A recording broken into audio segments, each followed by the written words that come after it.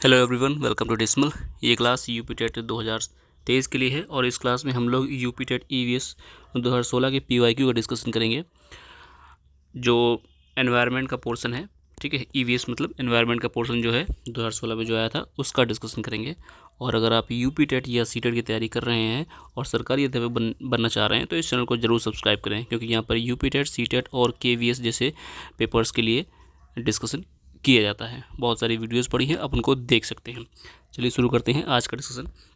देखिए, पहला क्वेश्चन है, प्लेग है खनिज जनित बीमारी। चार ऑप्शन है, खनिज जनित बीमारी, बी है जीवाणु जनित बीमारी, सी है कवक जनित बीमारी, डी है विषाणु जनित बीमारी। ओके, तो इस क्वेश्चन का राइट आंसर है ऑप्शन बी। ऑप्शन बी मतलब जीवाणु जनित बीमारी। ठीक है, ये क्वेश्चन यूपी टेट का है। ठीक है, मतलब सारे ही यूपी टेट के हैं, 30 क्वेश्चन हैं। और आप लास्ट में स्कोर कितना हुआ आपका, मतलब 30 में से आपके कितने सही हुए हैं, आप कमेंट में लिख सकते हैं। ठीक है, अगला क्वेश्चन देखिए, गैसीय अपशिष्ट हैं। गैसीय अपशिष्ट हैं क्या है? चार ऑप्शन है, लकड़ी कोयला से जलने वाला धुआं, बी है घरों की नालियों का गंदा पानी, सी है सब्जियों एवं फलों के छिलके, डी है खेत खलिहान से निकलने वाला कचरा। ओके, तो इस क्वेश्चन का राइट आंसर है ऑप्शन ए। ठीक है, लकड़ी कोयला से जलने वाला धुआं। ठीक है, ये जो गैसीय अपशिष्ट होते हैं, मतलब कि जो इसी को ब्लैक कार्बन भी बोला जाता है। ठीक है, ब्लैक कार्बन बोला जाता है। और यहाँ पे पीएम जो है 2.5, ठीक है, PM10, ठीक है, PM10 जिसे पॉल्यूटेंट निकलते हैं। ठीक है, अगर पूछा जाए कि पीएम, जिसे पूछ लेना PM2.5 किससे निकलता है, ठीक है, तो ये ध्यान रखना, लकड़ी कोयला से जलने वाला धुआं। ठीक है, और जो न्यूज़पेपर में रहता है पराली वगैरह, जो दिवाली के टाइम सुना होगा कि हरियाणा या फिर यूपी किसान पराली जलाते हैं तो दिल्ली में पॉल्यूशन हो जाता है ना। ये भी सुना होगा कि दिवाली के आसपास पॉल्यूशन दिल्ली में बढ़ जाता है, तो वो इसी की वजह से है। ठीक है, लकड़ी कोयला या फिर पराली जलाने की वजह से ये PM2.5 या PM10 जैसे पॉल्यूटेंट इंक्रीज हो जाते हैं।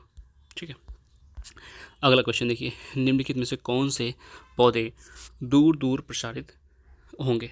ठीक है, कह रहे हैं कि निम्नलिखित में से कौन से पौधे दूर दूर प्रसारित होंगे। पहला है कायिकी जनन द्वारा वितरित, बी है फल द्वारा प्रकीर्णित पौधे, सी है बीजाणु द्वारा प्रकीर्णित पौधे, डी है बीज द्वारा प्रकीर्णित पौधे। ठीक है, तो इस क्वेश्चन का राइट आंसर है ऑप्शन बी, फल द्वारा प्रकीर्णित पौधे। ठीक है, दूर दूर प्रसारित होंगे, क्योंकि क्या होता है ना कि जैसे कोई पेड़ है, ठीक है, कोई पेड़ है और उसके फल को किसी पक्षी ने खाया और ले जाकर उसको दूर फेंक दिया। ठीक है, तो यही जो पेड़ है, मान लीजिए आम का है, किसी पक्षी ने खाया और यहाँ पे दूसरी जगह 10 किलोमीटर दूर बीज गिरा दिया, ठीक है, या 5 किलोमीटर दूर बीज गिरा दिया, तो वहाँ पर भी कुछ समय बाद आम का पेड़ जमाएगा, फिर यहाँ से पेड़ निकलेगा, फिर यहीं पर कुछ पक्षी रहेंगे, फिर वो कहीं ले जाकर दूसरी जगह गिरा देंगे। ठीक है, जैसे कि आपने पढ़ा होगा अमेज़ॉन के जो जंगल हैं, ठीक है, अमेज़ॉन के जंगल हैं दक्षिणी अमेरिका में, उसको कहा जाता है कि चमगादड़ों ने बसाया है, क्योंकि चमगादड़ जो थे वहाँ पे फल खाते थे। ठीक है, वृक्षों के फल खाते थे और ले जा करके आसपास वहाँ बीज दूर दूर पे गिरा देते थे, तो वो काफ़ी बड़ा जंगल बन गया है अमेज़ॉन का जंगल। ठीक है, तो ये ध्यान रखिए, कौन से पौधे दूर दूर प्रसारित होंगे, तो फल द्वारा प्रकीर्णित पौधे। ओके, अगला क्वेश्चन है, जब एक जीव लाभ लेता है, ठीक है, जब एक जीव लाभ लेता है बगैर दूसरे सहजीवी को प्रभावित किए तो कहलाता है सहजीवी, परजीवी, सहभोजी, मृतोपजीवी। ठीक है, तो इस क्वेश्चन का राइट आंसर है ऑप्शन सी।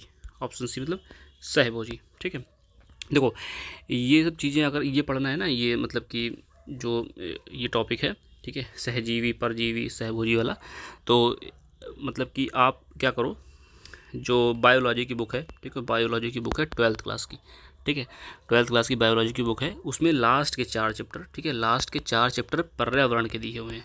ठीक है, पर्यावरण के दिए हुए हैं, उनको आप जो है प्रिंट करा लो, मतलब कि एनसीईआरटी की वेबसाइट पर जाओगे, ठीक है, एनसीईआरटी की वेबसाइट पर जाओगे, वहाँ पे आपको बायोलॉजी की बुक मिल जाएगी और उसमें लास्ट चैप्टर जो है, ठीक है, 12th क्लास की बायोलॉजी, उसका प्रिंट करा लो।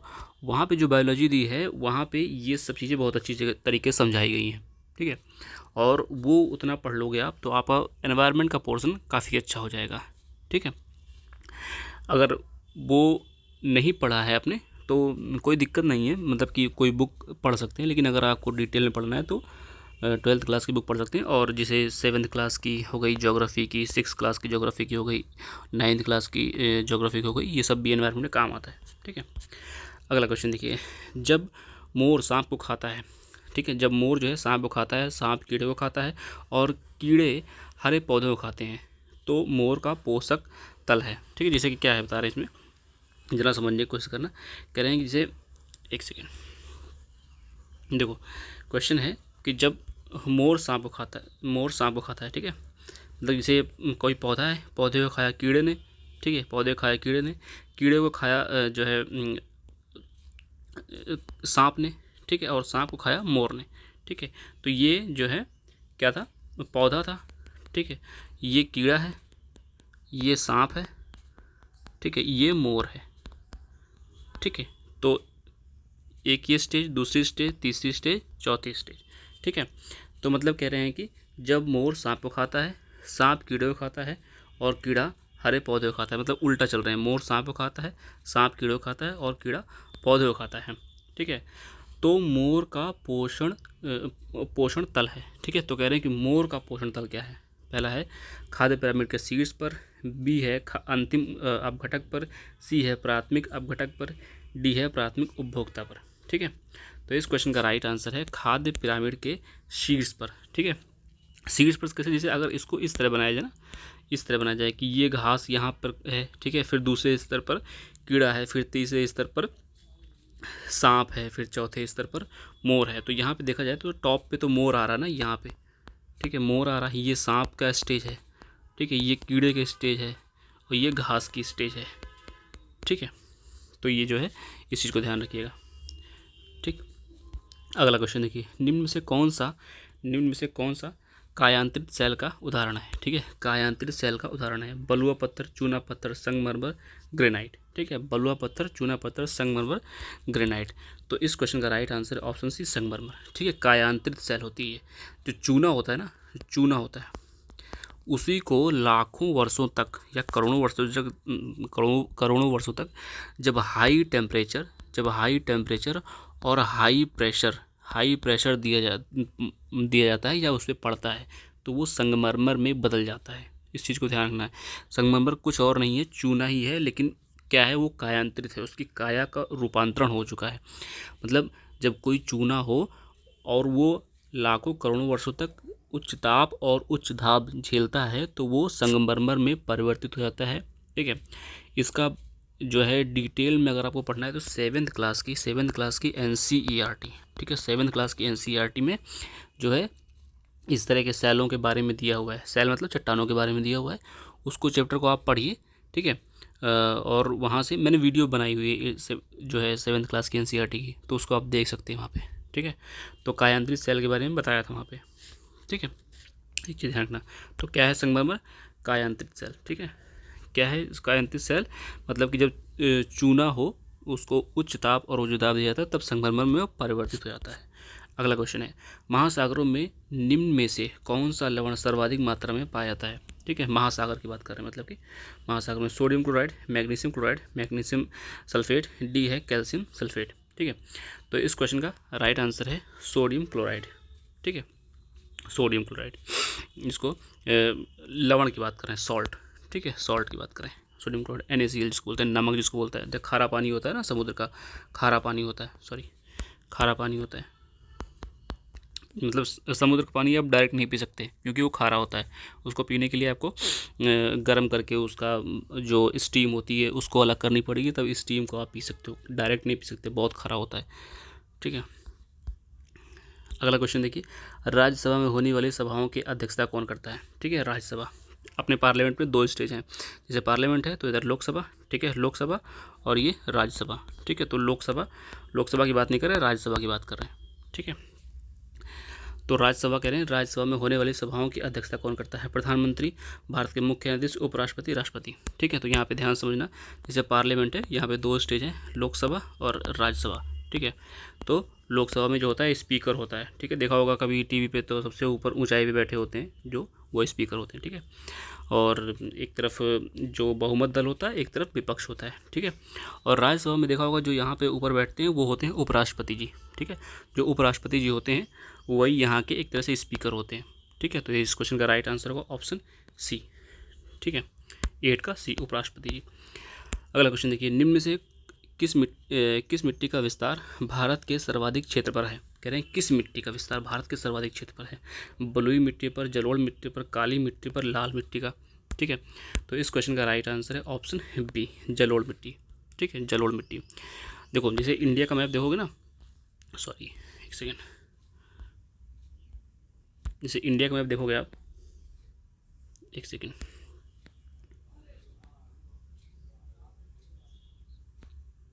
थोड़ा सा कम अच्छा बनेगा। तो जैसे इंडिया में देखोगे तो यहाँ पे है ना गंगा नदी निकलती है और यहाँ पे जा करके बंगाली खाड़ी में गिर जाती है। ठीक है, तो ये इधर जलोढ़ मिल जाएगा। ठीक है, और जहाँ जहाँ पर नदियाँ होंगी वहाँ पर ज़्यादातर जलोढ़ मिट्टी मिलती है। ठीक है, तो और मिट्टी अगर पढ़नी है आपको, ठीक है, मिट्टी के बारे में पढ़ना है तो 10th क्लास की NCERT, ठीक है, 10th क्लास की NCERT में सॉइल का चैप्टर बहुत अच्छा दिया हुआ है। ठीक है, वो सॉइल चैप्टर पूरा नहीं है, बस ये 2-3 पन्ने में है। उस पन्ने को आप जो है प्रिंट करा सकते हो और पढ़ सकते हो, मतलब वहाँ से पढ़ के नोट्स बना सकते हो।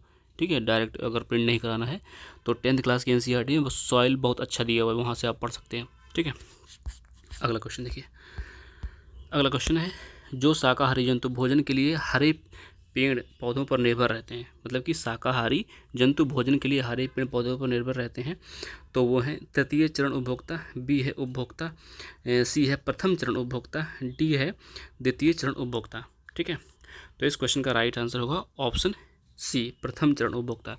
ठीक है, देखो जो पौधा है वो तो उत्पादक है। ठीक है, जो जैसे घास हो गई या छोटे छोटे पौधे हो गए वो तो उत्पादक हो गए, है ना, वो प्रकाश संश्लेषण करते हैं और अपने लिए एनर्जी जो है प्रकाश संश्लेषण से गेन करते हैं। ठीक है, लेकिन कह रहे हैं कि शाकाहारी जंतु भोजन के लिए पौधों पर निर्भर रहते हैं, तो वो प्रथम चरण के उपभोक्ता हो गए। ठीक है, जैसे ये तो उत्पादक हो गया ना, घास तो उत्पादक हो गया क्योंकि घास कुछ प्रोड्यूस कर रही है। ठीक है, तो घास तो उत्पादक हो गया, जो उसको पहले खाएगा, मतलब जैसे बकरी हो गया या खरगोश हो गया। ठीक है, तो ये प्रथम चरण के उपभोक्ता हो गए। ठीक है, जब मानव को भी मान लेते हैं जो शाकाहारी है। ठीक है, अब जैसे लेकिन मानव को इसमें नहीं मानते क्योंकि मानव आजकल शाकाहारी भी है मांसाहारी भी है। ठीक है, लेकिन हम खरगोश को या बकरी को, बकरी तो मांस खाएगी नहीं, खरगोश मांस खाएगा नहीं। ठीक है, या फिर और कोई जीव, ठीक है, जो पत्तियाँ खाते हैं, उनको हम मान सकते हैं प्रथम चरण के उपभोक्ता। ठीक है, अब जब बकरी को जो खाएगा, ठीक है, वो द्वितीय चरण का हो जाएगा। ठीक है, बकरी को जो खाएगा वो द्वितीय चरण का हो जाएगा। ठीक है, इसी तरह जो है खाद्य श्रृंखला बनती जाती है। मैं खाद्य श्रृंखला पे एक वीडियो बना दूंगा। ठीक है, अगर आपको खाद्य श्रृंखला पे वीडियो चाहिए तो आप नीचे कमेंट भी कर सकते हैं अगर चाहते हैं तो। ठीक है, देखिए अगला क्वेश्चन है, पर्यावरण शिक्षा में समस्या समाधान विधि का गुण है। ठीक है, पर्यावरण शिक्षा में समस्या समाधान विधि का गुण है लक्ष्य केंद्रित विधि, बी है चयनात्मक, सी है संरचनात्मक विधि, डी उपर्युक्त सभी। ठीक है, तो इस क्वेश्चन का राइट आंसर ऑप्शन डी, उपर्युक्त सभी। ये पेडागोजी से क्वेश्चन था। ठीक है, 11वां नंबर। परीक्षण विधि की सीमाएं हैं, ये विधि मितव्ययी नहीं है, बी है इस विधि में व्यक्ति के आंतरिक व्यवहारों का अध्ययन संभव नहीं है, इस विधि में परीक्षण सूक्ष्म से ना करने पर प्राप्त परिणाम अधिक वैध एवं विश्वसनीय नहीं होते हैं, डी है उपर्युक्त सभी। ठीक है, तो इस क्वेश्चन का राइट आंसर है ऑप्शन डी, ऑप्शन डी। ठीक है, परीक्षण विधि की सीमाएं। ठीक है, इस क्वेश्चन को ध्यान से पढ़ सकते हैं या स्क्रीनशॉट ले सकते हैं। अगला क्वेश्चन देखिए, इकोसिस्टम की सही परिभाषा क्या है? ठीक है, इकोसिस्टम की सही परिभाषा क्या है? पृथ्वी और वायुमंडल का क्षेत्र जहाँ जीव रहते हैं, जीव समुदाय और उसके वातावरण का संतुलित तंत्र, किसी स्थान पर अजीवीय घटक। ठीक है, डी है परस्पर क्रिया करने वाले जीव समुदाय। ठीक है, तो इस क्वेश्चन का राइट आंसर होगा ऑप्शन बी, ऑप्शन बी मतलब जीव समुदाय और उसके वातावरण का संतुलित तंत्र। ठीक है, जीव समुदाय और उसके वातावरण का संतुलित तंत्र, मतलब कि वहाँ पे जीवित समुदाय है और उसका जो एनवायरनमेंट है वो बैलेंस्ड है। ठीक है, ये चीज़ है। अब जैसे सी है इस किसी स्थान पर अजीवीय घटक, तो ये तुरंत काट देना। ठीक है, इकोसिस्टम में अजीविकीय घटक खाली नहीं होंगे। ठीक है ना, खाली अजीविकीय घटक नहीं होंगे। ठीक है, जीव भी तो होंगे, खाली अजीवी घटक होंगे तो वो इकोसिस्टम थोड़ी हुआ। अगला क्वेश्चन देखिए, मानव विकास के क्रम में दो पैरों पर चलने का सबसे बड़ा लाभ है। कह रहे हैं कि मानव विकास के क्रम में दो पैरों पर चलने का सबसे बड़ा लाभ क्या हुआ इंसान को? पहला है हाथ स्वतंत्र रूप से मस्तिष्क की आज्ञा अनुसार कार्य कर सकते हैं, बी है अधिक तेज चलना, डी है शरीर को अच्छी प्रकार आधार देना, डी है शरीर का भार कम होना। ठीक है, तो इस क्वेश्चन का राइट आंसर है ऑप्शन ए, हाथ जो है स्वतंत्र रूप से मस्तिष्क की आज्ञा अनुसार कार्य कर सकते हैं। ठीक है, मतलब कि जैसे पहले आदमी 4 पैर पे था, ठीक है, अभी 2 पैर पे चल रहा जब से, तो उसके 2 हाथ तो खाली हो गए। जब 2 हाथ खाली हो गए तो कुछ ना काम करेगा ही इंसान, है ना। तो जब 2 हाथ खाली हो गए तो बहुत सारे इन्वेंशन होने लगे, जैसे आग का आविष्कार हो गया। आग का आविष्कार, पत्थर से पत्थर मार के जो है आग बना ली, ठीक है। फिर जानवरों को पकड़ पकड़ के भून के खाने लगा, ठीक है। फिर कृषि करने लगा, ठीक है। फिर समुदाय बन गए, फिर समुदाय से छोटे छोटे कस्बे बन गए। फिर इस तरह जो है टेक्नोलॉजी विकसित हुई और जो है जो सोसाइटी थी वो भी विकसित होने लगी, है ना। तो 2 हाथ फ्री होने के यही फ़ायदे हुए इंसान को, कि मतलब कि 2 हाथ फ्री हुए तो जैसे आप पैर से कोई जानवर थोड़ी आग बना सकता है कि पैर से कोई पत्थर पकड़ेगा वो पत्थर से पत्थर मारेगा। जब हाथ खाली हुए तभी इस तरह की कठिनाई हुई, है ना। तो इस चीज़ को ध्यान रखिएगा कि मानव विकास के क्रम में 2 पैरों पर चलने का सबसे बड़ा लाभ ये हुआ कि हाथ स्वतंत्र रूप से स्वतंत्र हो गए और मस्तिष्क के आगे अनुसार काम करने लगे। अगला क्वेश्चन देखिए, भूकंप की तीव्रता मापने के यंत्र को क्या कहते हैं? बहुत ही सरल क्वेश्चन है, इसको कभी मत छोड़ना, ठीक है। बायोग्राफ, कार्डियोग्राफ, फिजियोग्राफ, सिस्मोग्राफ, ठीक है। तो इस क्वेश्चन का राइट आंसर है ऑप्शन डी, सिस्मोग्राफ। अगला क्वेश्चन है, सूर्य से निकटतम ग्रह कौन सा है? ठीक है, सूर्य से निकटतम ग्रह कौन सा है? देखो 6 क्लास की एनसीईआरटी में एक बहुत अच्छा चित्र दिया हुआ है सोलर सिस्टम का, ठीक है। बहुत अच्छा चित्र दिया हुआ है सोलर सिस्टम का, ठीक है। उसको आप जो है कॉपी में बना सकते हो, है ना, या फिर उसकी फ़ोटो खींच के फ़ोन में रख सकते हो। बहुत अच्छा वो चित्र है, मतलब कि उसमें सारी डिटेल है, एक ही पेज में सारी डिटेल मिल जाएगी, ठीक है। तो इतना काम कर लेना। 6 क्लास की एनसीईआरटी जो है ज्योग्राफी की, उसमें एक सोलर सिस्टम का शायद पहले ही चैप्टर में है, ठीक है। ब्लैक कलर का पेज है और उसमें सन है, अर्थ है, सारे मतलब प्लैनेट दिए हुए हैं उसमें, ठीक है। तो इस क्वेश्चन का राइट आंसर है ऑप्शन सी, बुध, ठीक है। अगला क्वेश्चन देखिए, गिर राष्ट्रीय पार्क किस राज्य में स्थित है? मध्य प्रदेश में, महाराष्ट्र में, राजस्थान में, गुजरात में, ठीक है। तो ये है गुजरात में, ठीक है। गिर जो है वो गुजरात में है, ठीक है। अगला क्वेश्चन देखिए, निरीक्षण विधि की विशेषता नहीं है। क्वेश्चन को ध्यान से देखिए, कह रहे हैं नहीं लगा हुआ है। यह एक बल केंद्रित विधि है जिसमें शिक्षक एक प्रशासक के रूप में होता है। यह विधि विभिन्न सर्वेक्षण द्वारा अपनाई जाती है। सी है, यह एक मनोवैज्ञानिक विधि है, ठीक है। डी है, यह प्रत्यक्ष अनुभवों पर आधारित है, ठीक है। तो इस क्वेश्चन का राइट आंसर है ऑप्शन ए, ऑप्शन ए। अगला क्वेश्चन देखिए, निम्नलिखित वाहनीय ईंधनों में से किसको आजकल पर्यावरण स्नेही माना जाता है? कह रहे कि वाहनीय ईंधनों में से, मतलब कि जो वाहनों में फ्यूल होता है ना, ईंधन होता है, उसको पर्यावरण स्नेही, मतलब पर्यावरण स्नेही का मतलब है कि जो पर्यावरण हितैषी है, जो पर्यावरण को नुकसान नहीं पहुंचा रहा है। पेट्रोल है, संपीड़ित प्राकृतिक गैस है, डीजल है, द्रवित पेट्रोलियम गैस है, ठीक है। तो इस क्वेश्चन का राइट आंसर है ऑप्शन बी, ठीक है, जिसको बोलते हैं कंप्रेस्ड नेचुरल गैस, CNG। ये तो सुना ही होगा ना, CNG। तो ध्यान रखिएगा, जब इसे संपीड़ित प्राकृतिक गैस लिखा हुआ है, पेपर बगल में इंग्लिश में भी दिया होता है, ठीक है। एक तरफ इंग्लिश, एक तरफ हिंदी लिखी होती है, तो कभी कभार इंग्लिश भी देख लिया करो जब हिंदी समझ में ना आए, ठीक है। तो ये CNG है, वहाँ पे लिखा हुआ कंप्रेस्ड नेचुरल गैस, तब समझ में आ जाएगा कि CNG की बात कर रहे हैं।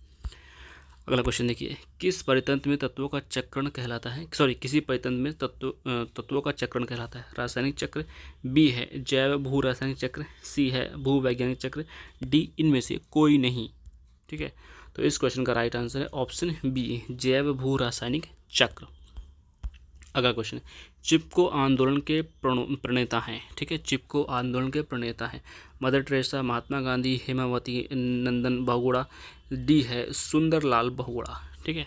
अब देखो दो ऑप्शन तो आराम से एलिमिनेट हो जाएंगे, मदर टेरेसा वाला और महात्मा गांधी वाला। बचेगा बहुगुणा। अगर खाली तुम्हें बहुगुणा याद है तो दोनों ऑप्शन में कन्फ्यूजन हो जाएगी, ठीक है। लेकिन ऑप्शन सही है सुंदरलाल बहुगुणा, ठीक है, सुंदरलाल बहुगुणा। और इस पे जो है आंदोलन पे मैंने वीडियो बनाई हुई है, ठीक है, यूपी टेट के लिए, ठीक है। यूपी टेट के लिए आंदोलन पे वीडियो बनाई हुई है। जितने भी पर्यावरण संबंधी आंदोलन हुए हैं यूपी टेट के लिए मैंने बनाई है वीडियो, ठीक है। चिपको आंदोलन, अपिको आंदोलन, ठीक है, जितने भी आंदोलन है, मतलब कि 5-6 आंदोलन की वीडियो बनाई है, ठीक है। और ज़्यादा ही होंगे वो, ठीक है, 6-7 भी हो सकते हैं। तो उसको देख लीजिए, वहाँ से 1 नंबर आपका पक्का हो जाएगा, ठीक है। तो इस क्वेश्चन का राइट आंसर है ऑप्शन डी, सुंदरलाल बहुगुणा। अगला क्वेश्चन देखिए, इंसुलिन की रासायनिक प्रकृति है, जो है इंसुलिन की रासायनिक प्रकृति है प्रोटीन, कार्बोहाइड्रेट, वसा, विटामिन। तो इस क्वेश्चन का राइट आंसर है ऑप्शन ए, ठीक है, प्रोटीन। अगला क्वेश्चन देखिए, पौधे में अर्धसूत्री विभाजन होता है, सॉरी पौधे में अर्धसूत्रीय विभाजन होता है, तनों में, परागकोश में, परागकणों में, डी है मूल शीर्ष में। ठीक है, तो इस क्वेश्चन का राइट आंसर है ऑप्शन बी, परागकोश में। ठीक है, परागकोश में। अगला क्वेश्चन देखिए, जो ज्वर नियंत्रण में आमतौर पर सबसे अधिक प्रयोग की जाने वाली औषधि है। ठीक है, ज्वर नियंत्रण में जो है, मतलब ज्वर मतलब बुखार, फीवर। ठीक है, फीवर के paracetamol, Li52, Brufen, B complex. ठीक है, तो इस क्वेश्चन का राइट आंसर है ऑप्शन ए, पैरासीटामोल। ठीक है, ये तो पता ही होगा, बुखार उखार में लोग यूज़ करते हैं पैरासीटामोल, है ना। अगला क्वेश्चन देखिए, जैविक समुदाय में प्राथमिक उपभोक्ता है। कह रहे हैं जैविक समुदाय में प्राथमिक उपभोक्ता सर्वाहारी, मांसाहारी, डेट्रीवोर, डी है शाकाहारी। ठीक है, तो इस क्वेश्चन का राइट आंसर है ऑप्शन डी, शाकाहारी। ठीक है, प्राथमिक उपभोक्ता की बात कर रहे हैं, मतलब जैसे घास है तो घास को कौन खाएगा ये पूछ रहे हैं। ठीक है, तो वो जो है शाकाहारी होगा हमेशा, घास को शाकाहारी खाएगा, घास को शेर तो नहीं खाएगा ना, तो इसीलिए जो प्राथमिक उपभोक्ता होता है वो शाकाहारी होगा। ठीक है, दही निर्माण हेतु कौन सूक्ष्मजीव उत्तरदायी होते हैं। ठीक है, बहुत अच्छा क्वेश्चन है, बहुत इंपॉर्टेंट, बहुत बार पूछा गया है, बहुत लोग को रटा होगा। तो देखो, रेट्रोवायरस है, लैक्टोबैसिलस है, ठीक है, स्ट्रेप्टोकोकस है और स्पर्जिलस है। तो इस क्वेश्चन का राइट आंसर है ऑप्शन बी, लैक्टोबैसिलस। ठीक है, बहुत इंपॉर्टेंट क्वेश्चन है, बहुत बार पूछा भी गया, मतलब कि इंपॉर्टेंट क्या है, बहुत बार पूछा गया है इसलिए इंपॉर्टेंट हो गया। ठीक है, अगला क्वेश्चन देखिए, मानव रुधिर वर्ग की खोज सर्वप्रथम किस वैज्ञानिक की।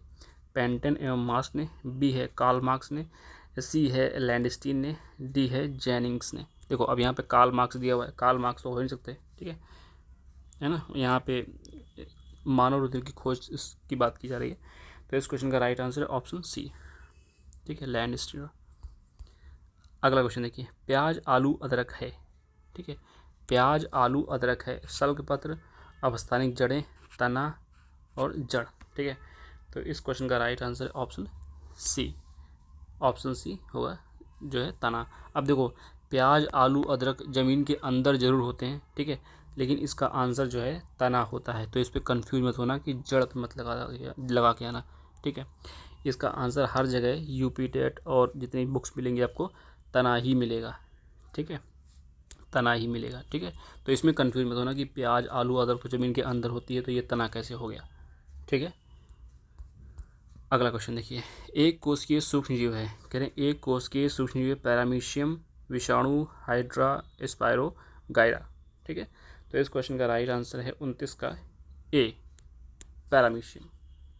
ठीक, अगला क्वेश्चन देखिए, निम्न में से कौन सा पादप उत्पाद साबुन का विस्थापन है।